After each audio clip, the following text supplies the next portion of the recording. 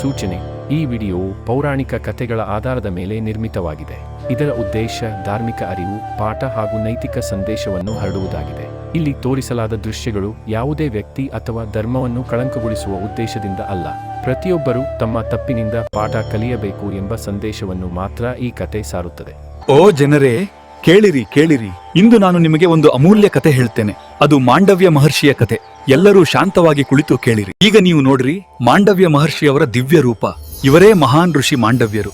ಇವರ ಜೀವನವೇ ಒಂದು ಅದ್ಭುತ ಕಥೆ. ಅಹಂ ತಪಸ್ಸೇ ಧರ್ಮ, ನಾನೇನು ಬೇಡಿಕೊಳ್ಳುವುದಿಲ್ಲ, ಸತ್ಯವೇ ನನ್ನ ಶಕ್ತಿ. ಒಂದು ದಿನ ರಾಜನ ಮನೆಯಲ್ಲಿ 6 ಮಂದಿ ಕಳ್ಳರು ರಾಜನ ಬಂಗಾರದ ಸಂಪತ್ತನ್ನ ಲೂಟಿ ಮಾಡುತ್ತಿದ್ದರು. ನೀನ್ ಬಾಗ್ಲಾಕಿದ್ಯಾ? ಚಿಂತಿಸ್ಬೇಡ, ಸೈನಿಕರೆಲ್ಲ ಮಲಗಿದ್ದಾರೆ.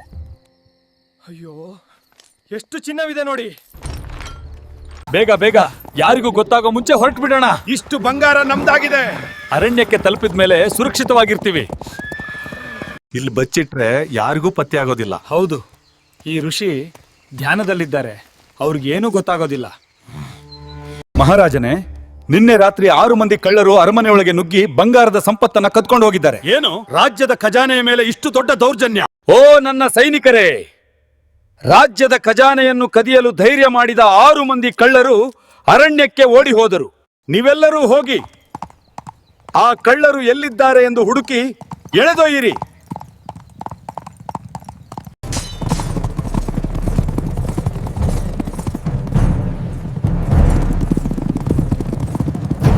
ಎಲ್ಲರೂ ಎಚ್ಚರಿಕೆಯಿಂದಿರೋಣ.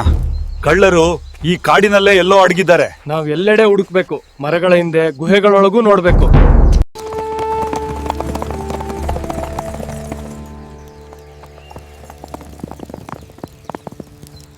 ಅಯ್ಯೋ, ಇಲ್ಲೇ ಬಂಗಾರದ ಖಜಾನೆ ಬಚ್ಚಿಟ್ಟಿದ್ದಾರೆ. ಇಷ್ಟೊಂದು ಬಂಗಾರ ಕಳ್ಳರು ಆಶ್ರಮಕ್ಕೆ ತಂದು ಬಚ್ಚಿಟ್ಟಿರೋದು ಹೇಗ್ ಸಾಧ್ಯ? ಎಲ್ಲರೂ ಗಮನವಿಟ್ಟಿಡಿ, ಯಾರೂ ತಪ್ಪಿಸ್ಕೋಬಾರ್ದು. ಈ ಖಜಾನೆ ನಿನ್ನ ಆಶ್ರಮದಲ್ಲೇ ಸಿಕ್ಕಿದೆ. ನೀನೇ ಇದಕ್ಕೆ ಕಾರಣ. ಹೇಳ್ಕೊಂಡು ಹೋಗಿರಿ. ಮಹಾರಾಜನ ಮುಂದೆ ನಿಲ್ಲಿಸಬೇಕು. ಮಹಾರಾಜನೇ, ಆಶ್ರಮದೊಳಗೆ ಬಂಗಾರ ಪತ್ತೆಯಾಗಿದೆ. ಋಷಿಯೇ, ನಿನ್ನ ಮೇಲೆ ಭಾರೀ ಅಪರಾಧದ ಶಂಕೆ ಬಂದಿದೆ. ಋಷಿಯೇ, ನಿನ್ನ ತಪ್ಪಿಗೆ ತಕ್ಕ ಶಿಕ್ಷೆ ಶೂಲದಂಡ. ಮಹಾರಾಜನೇ, ನಾವು ನಿರ್ಣಯವನ್ನು ಅನುಸರಿಸ್ತಾ. ಮಾಂಡವ್ಯ ಋಷಿ, ನಿನ್ನ ಅಪರಾಧಕ್ಕೆ ಈ ಶೂಲದಂಡ ಶಿಕ್ಷೆ ವಿಧಿಸಲಾಗಿದೆ. ಋಷಿವರ್, ತಪ್ಪಾಗಿದೆ, ಕ್ಷಮಿಸಿರಿ. ಮಹಾರಾಜ, ನಾನು ಕ್ಷಮಿಸಿದ್ದೇನೆ. ನನ್ನ ಪಾಲಿಗೆ ಬಂದದ್ದು ಮಹಾಪ್ರಸಾದ. ಓ ಭಕ್ತರೇ, ಆಲಿಸಿ. ಮಾಂಡವ್ಯ ಋಷಿ ಅಮಾಯಕರಾಗಿದ್ದರೂ ತೀವ್ರ ಶಿಕ್ಷೆಯನ್ನು ಅನುಭವಿಸಿ. ಮಹಾತಪಸ್ವಿ ಮಾಂಡವ್ಯ ಋಷಿಯವರ ತಪಸ್ಸಿನ ಫಲವಾಗಿ ದೈವಶಕ್ತಿಗಳು ಅವರನ್ನ ಮೋಡಗಳ ಮಧ್ಯೆ ಕೊಂಡೊಯ್ಯಲು ಬಂದವು.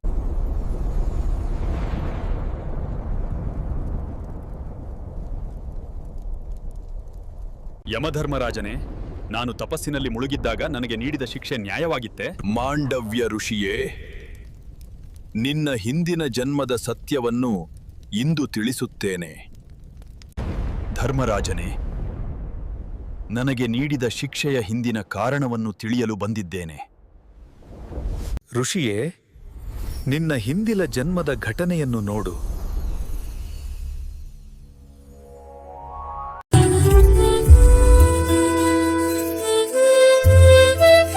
ಅವನು ಬಾಲ್ಯದಲ್ಲಿ ಚಿಟ್ಟೆಗಳನ್ನು ಹಿಡಿಯುವ ಆಟದಲ್ಲಿ ಮುಳುಗಿದ್ದ.